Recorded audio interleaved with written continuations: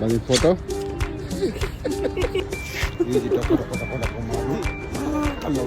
ఇక్కడ ఉన్న ఈ ఒంటె పైన ఈ గుర్రాల పైన అయితే ఎక్కడానికైతే ఒక్కదానికైతే 1 KD చార్జ్ చేస్తారు. చిన్న గుర్రాలు అయితే చలి ఎక్కువగా ఉంది అట్లే వణికిపోతున్నాయి. అవైతే ఇక్కడ చిన్న పిల్లలు ఆడుకోవడానికి అయితే చాలా బాగుంటుంది ప్లేస్ అయితే.